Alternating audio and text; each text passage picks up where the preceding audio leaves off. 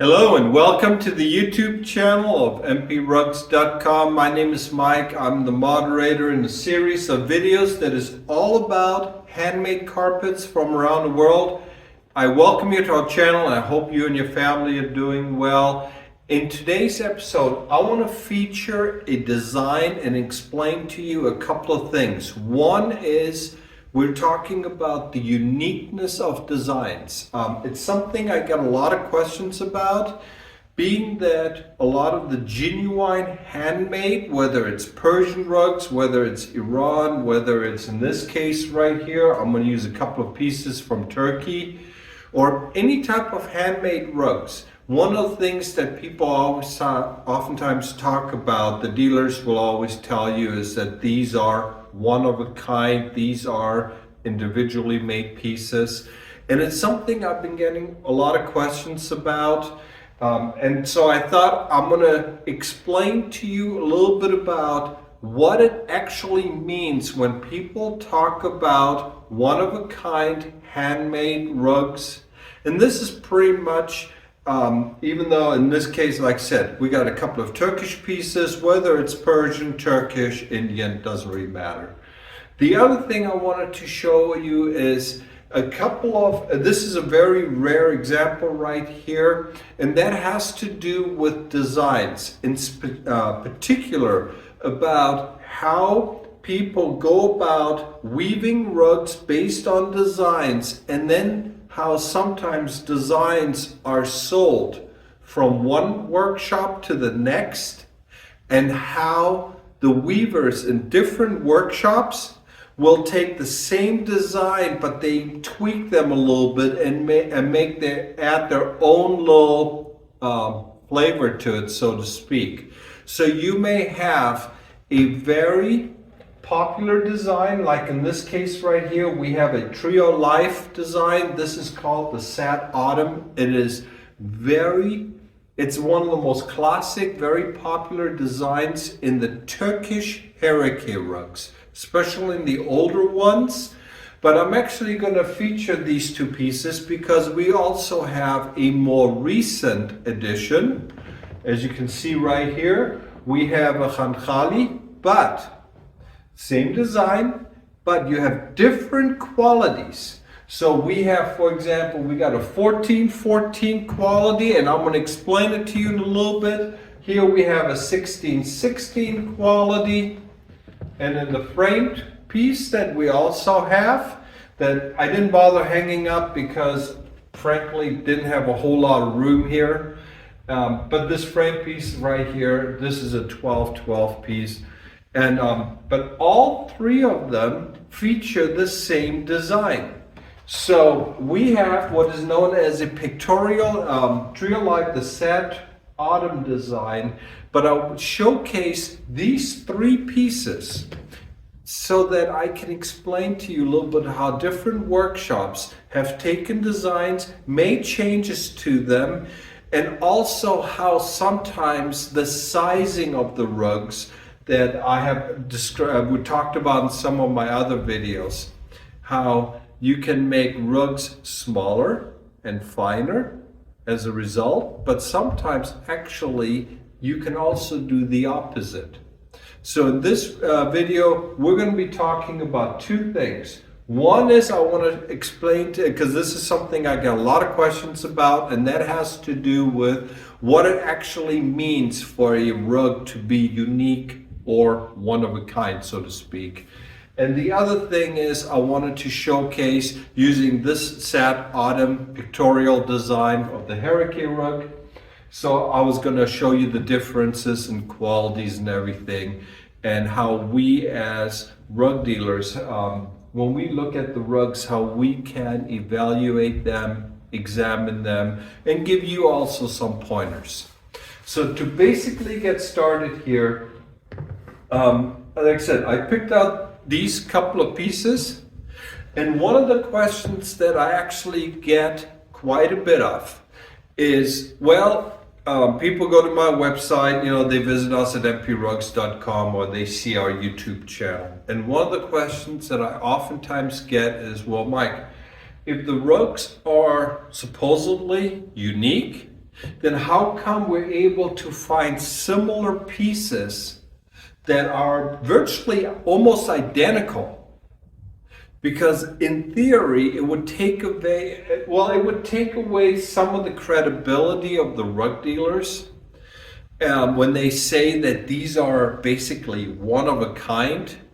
And so what I thought I'm going to do is I'm going to address this with you right here, because this is something that, especially for those of you that are into the finer Persian rugs, or whether it's the Turkish rugs, whether it's Chinese, Indian, if you're talking about handmade rugs, one of the things that you will hear quite a bit is that these are one-of-a-kind rugs. Well, the truth is, it is extremely rare that you will actually have a one-of-a-kind rug. Example of a one-of-a-kind rug is actually my own world map rug. This is a rug that I helped design, and I know it's a one-of-a-kind rug because the deal was, when we had this rug made, that there would be no further copies of it made. And to make sure of it, we actually destroyed the design of it after the rug was woven. This was something that I've always dreamed up of. It's a beautiful world map rug, and the pictures of it, I'm going to put the link in the description, and it's on our website. But here is a rug that is a genuine one of a kind. There is no other one. But this is actually extremely rare, because when you have a rug like this, one of the most expensive, one of the most difficult parts of the rug process, the rug weaving process, actually has nothing to do with the weaving itself, and it has to do with the designing of the rug. Think of the old days. This is pre-computers. This is pre-technology and all that stuff. They would take a piece of paper and they would literally draw out the rug, checkered piece of paper. So you have every little square millimeter sometimes actually colored. So when the weavers would weave the rugs, they would fold up a rug. Here's a couple of examples, you can see it. They would literally, on the rug, on the weaving board, they take the piece of paper and they put it there, and you can see the rug and then so they have a guideline. They would know what to do, what wool or silk to add to a particular pattern, because they're so focused on the minute area of a rug that they don't have the whole rug to think about. So they're focusing on that very tiny area. So creating that design actually costs quite a bit of money.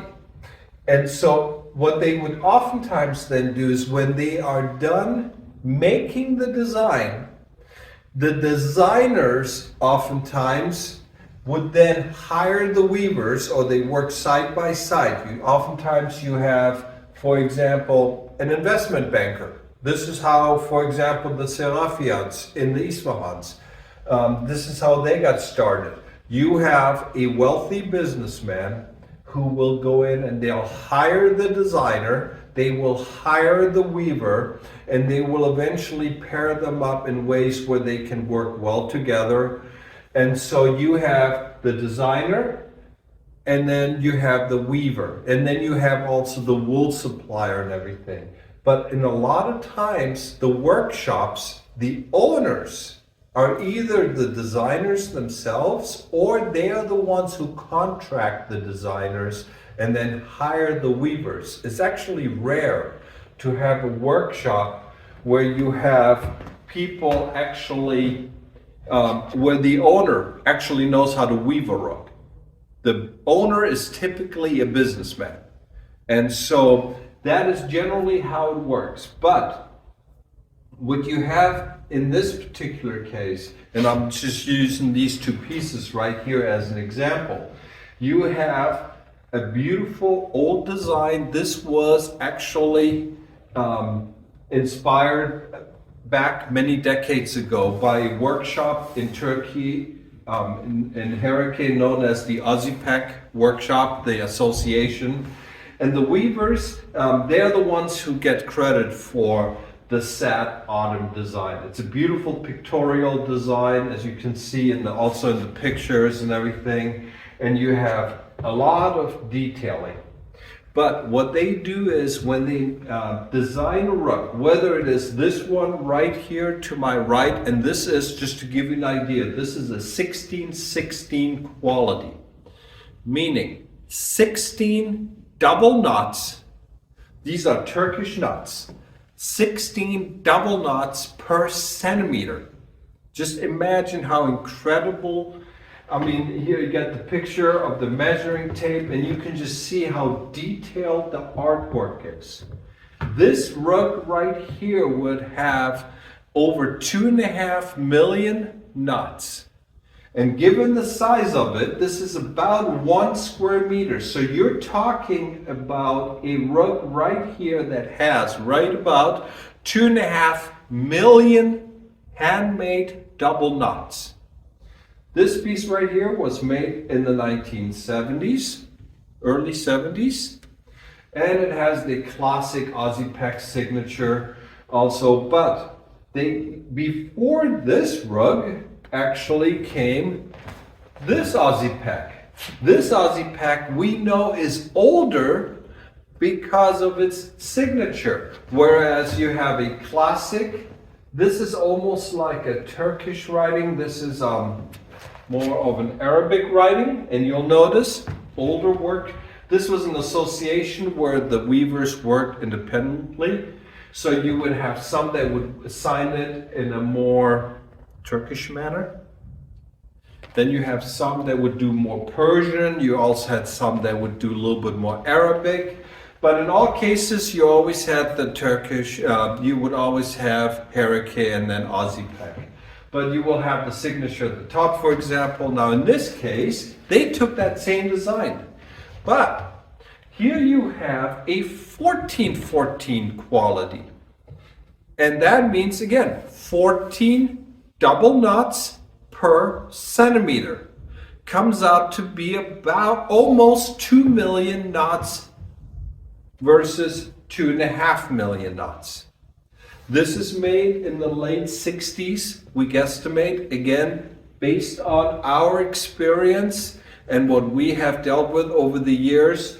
We have the signature, and we know that that signature style was popular during certain types. Also, we can look at the colors, and you will notice, for example, when you look in the corner, and I'm just going to focus on this piece right here. If you look, you notice the animals, and you will also notice the very bottom of the corner. If you look at the picture, you will see that this area right here in the two rugs, bottom right corner of the two rugs, they showcase different colors and also minute different details. Here you had 16 knots per inch, 16 knots per centimeter. Here you had 14. So they added 2 extra knots, and that means finer, more denser, more very minute additional detailing. So yes, you have the same rug for all practical purposes, and if someone sold this, whether it is this piece right here, or like I said, the 14-14, or whether you have the pictorial, like I said, we got a frame piece right here, they all have the same design. They oftentimes have a little different colors in the borders and everything. But the thing is, when somebody offers you a carpet and they tell you that it is truly a one of a kind, this is what they call a uniqueness, this is just an over-the-top piece and everything, please take it with a grain of salt. I want you to think about it for a minute. Look at how much effort went into making the design of the rug. It is very common to have a design, especially when it has a particular meaning, if it has a special meaning, to have many rugs being made in different sizes and different qualities. Like I said, that was one of the things that I wanted to showcase to you here. And it's something I've been getting a lot of questions about. And so what I thought about doing was combining the two into one. And so it's one of the things that, like I said, as I get questions from the YouTube viewers and also from our clients on our website, I try to combine them and then make a video about them, so that we have a lot of folks who have subscribed who are passionate about rugs and they're just curious about these things. And so what I thought about doing in this particular video was I'm going to combine two things in one, where I showcase two examples of beautiful rugs and also explain to you about how, when, you know what, I always say you gotta take it with a grain of salt when somebody says that something is truly a one of a kind. I showed you the example with the world map earlier. Also, before I go on, I'm going to feature a couple of things about these particular Aussie pieces. But just so you know, for those of you who are new to our channel, if you enjoy all things about handmade carpets, we have a ton of videos, and we typically post about one or two a month now. So feel free to hit the subscribe button. Also, information is below in the description.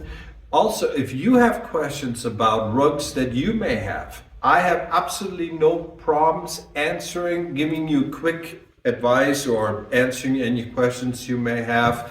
There is a video below in the description in which I talk about what type of pictures I need, the file size and everything, and you can simply email them or visit us at mprugs.com. Email me the pictures and the quick questions, and I'll do my best as our channel keeps growing. I'm getting more and more questions. I'll do my very best to answer them to you in a timely manner. But like I said, this is something that we do. It's really a fun way of me to be able to showcase the rugs to you. And so, but with all of that out of the way, I thought I'd just point out to you on the Aussie Pecs, as I mentioned to you, a lot of people, one of the questions they also had is older versus newer pieces. And we have the two beautiful pieces right here. These are some of the most sought after pieces when it comes to the Turkish Hereke rugs, because these are the old workshops that aren't around anymore. They got basically all but wiped out, and I talked about that in many of my other videos, by the influx of the much cheaper, the Chinese imitation rugs. And also what happened was the quality of the silk. And this is something that I've oftentimes talked about also in my videos. And this is just a perfect example. If you look at the Aussie Pecs, you'll notice in this particular piece right here, you look at this piece right here that is from the 1970s, and you compare it to the Handmade, and you will notice there is a day and night difference, at least in my opinion, when it comes to the silk, the thickness, the density. The best way that I've explained this to a lot of my clients is, imagine, and I use American cars, take a look at American cars that are built, let's say, in the 1990s or 2000s, or even nowadays. Look at the steel. And then compare it to cars that were made in the 60s and 70s. Yes, the newer cars have a lot of gadgets that you don't get in the older cars, but there is something to be had about the older cars, the way the doors felt. Well, this is what you have here. You have, if you have a 1616 quality and you compare it, one from the 1960s, 70s, or you were to compare it to the same 1616 quality from a recent piece, to me, it's a day and night difference. people really like collectors. They like the older pieces. And so that's one thing I wanted to point out. The other thing is, like I said, for those of you that are into the Hereke rugs, you can also tell a lot about the era of the rugs when you really get into them and you look at the detailing, the colors, the signatures, where the signatures were placed, especially when it comes to these types of rugs. So for those of you out there who are passionate about the Hereke rugs, we can tell a lot about the age of the rugs, not by paperwork, but signatures, the type of signatures, position of the signatures, the colors, and also the color combinations. So I thought I'd just point out to you, here's got two pieces. And for those of you that are really into it, I thought I'd just share with you guys some of the features of what we look for.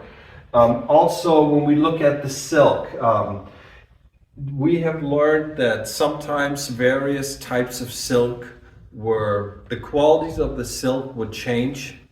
And so we can also look at the silk and say, yeah, this feels like it was, let's say, something that was made in the 70s. This looks like something that was most likely from the 60s. And so thought I'd point all of that out to you as well. So this is our segment today. Talked about the designs and everything, and also showcased a couple of beautiful pieces here. Hope the video is something that may be of help to you, that you may have enjoyed. As I mentioned to you earlier, if you have any questions, there's some information down below in the description. Also, feel free to email us if you have any questions. And I'm going to be coming back to you with many more videos to come. In the meantime, I wish you and your family the very best. Until we see each other again, say my goodbyes. Take care.